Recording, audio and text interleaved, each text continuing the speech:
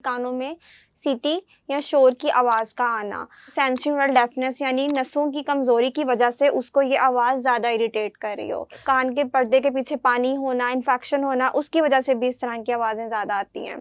Hypertension की वजह से जो आजकल सबको मसला है, बीपी की वजह से नसों पे प्रेशर पड़ता है, उसकी वजह से ये आवाज़ें आती हैं। बहुत सारे पेशेंट टिनाइटिस की वजह से सो नहीं सकते, सन्नाटे में ये उनको ज़्यादा तंग करती है।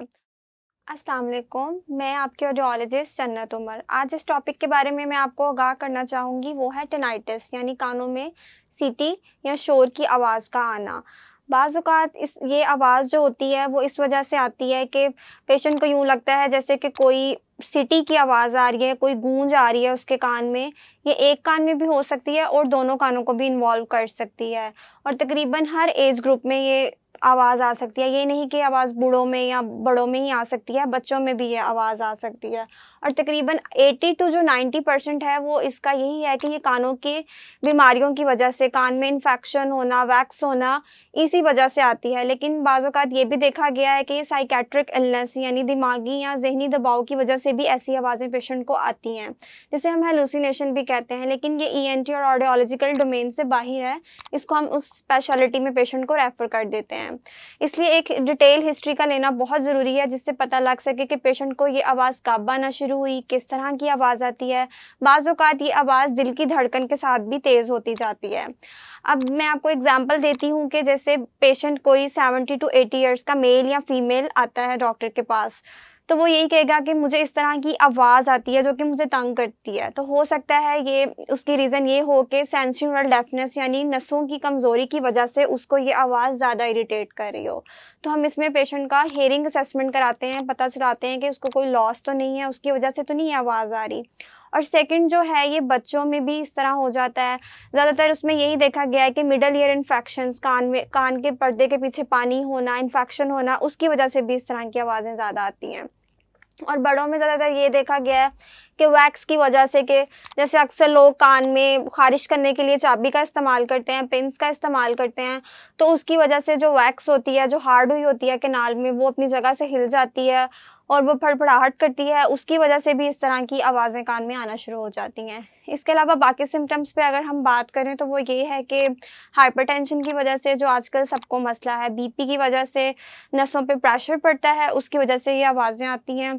या डायबिटीज़ की वजह से जब ब्लड में जो शुगर है उसका ख़ास लेवल से ज़्यादा बढ़ जाता है, उसकी वजह से भी ऐसी आवाज़ें आ सकती हैं। या इसके अलावा जो है वो फैट्स की वजह से, कि हाइपरलिपिडीमिया यानी कि अगर आपका कोलेस्ट्रॉल ज़्यादा है, उसकी वजह से भी इस तरह की आवाज़ें आ सकती हैं। या अगर आप एनीमिक हैं, खून की कमी है, थायरॉइड का मसला है, उसकी कमी या ज़्यादती का मसला है, तो उसकी वजह से भी ऐसी आवाज़ों को बहुत नोटिस किया गया है।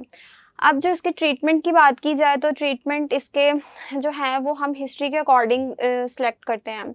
जो मोस्टली देखा गया है कि जिस सजेशन में B12 डेफिशिएंसी जो होती है उसको पूरा करने के लिए हम पेशेंट को विटामिन B12 सजेस्ट कर देते हैं, जो कि उसके लिए बहुत हद तक बेहतर साबित होते हैं। और सेकंड पे जो सजेस्ट किया जाता है वो है टिनाइटिस मास्कर्स, लेकिन ये आपको तभी सजेस्ट किया जाएगा अगर आपको हेयरिंग लॉस है और ये उन जो टिकिंग साउंड, जो एक रिंगिंग साउंड हमारे ईयर में आती है, उसको मास्क करने के लिए हम हेयरिंग एड में ख़ास एक जो फ्रीक्वेंसीज़ होती हैं उनको सेट कर देते हैं ताकि उस साउंड्स को मास्क किया जा सके और बेहतरी लाई जा सके। और जो थर्ड है वो है TRT थेरेपी, टिनाइटिस रीट्रेनिंग थेरेपी। और इसमें ये है कि हम पेशेंट को काउंसलिंग करते हैं कि आपने इन आवाज़ों को ज़्यादा सोचना नहीं है, इसको इग्नोर करना है और इसी के साथ आपने आदत बना लेनी है, हैबिचुएट कर लेना है इसको। और साउंड थेरेपी दी जाती है जिसमें साउंड जनरेटर्स यूज़ होते हैं, जिसमें पेशेंट को हम एक ख़ास हद तक ब्रॉडबैंड नॉइज़ेस देते हैं ताकि वो इसका आदी हो सके, उसे पता लग सके कि इस तरह की नॉइज़ेस से मैंने इसको मास्क करना है। तकरीबन 8 घंटे दिन में ये आवाज़ें दी जाती हैं पेशेंट को। उसके अलावा जो है यही देखा गया है कि इससे जो प्रोग्रेस है वो बहुत स्लो है और जो देहात में बैठे पेशेंट हैं या जो अनअफोर्डेबल पेशेंट है वो इस तरह की थेरेपीज़ नहीं लेते। तो इसके लिए बहुत सारी ऐप्स हैं, टिनाइटिस ऐप्स के नाम से, आप उनको डाउनलोड करें। और अपने पास बहुत सारे पेशेंट टिनाइटिस की वजह से सो नहीं सकते, सन्नाटे में ये उनको ज़्यादा तंग करती है, तो आप उनको अपने पास डाउनलोड करें और वो साउंड्स अपने पास इंस्टॉल कर लें और उसको सुने। तो ये काफ़ी सूथिंग और रिलीविंग साउंड्स हैं जिससे पेशेंट बहुत हद तक बेहतर हो जाता है। और जो उसको बहुत सारी आवाज़ें जो बहुत इरिटेट कर रही होती हैं, वो इससे दूर हो जाती हैं। तो इसलिए जब आपको इस तरह की कोई भी आवाज़ इरिटेट करे, तो आपने इस पे ज़्यादा फ़ोकस नहीं करना शुरू कर देना। हो सके तो इग्नोर करें, और इसके लिए आप टेस्ट भी करा सकते हैं, और ईएनटी ऑडियोलॉजिकल डॉक्टर से आप लाज़मी कंसल्ट करें। और अगर आप मुझसे कंसल्ट करना चाहते हैं, तो आप तिब्बी के प्लेटफ़ॉर्म से मुझसे कंसल्ट कर सकते हैं। बहुत शुक्रिया।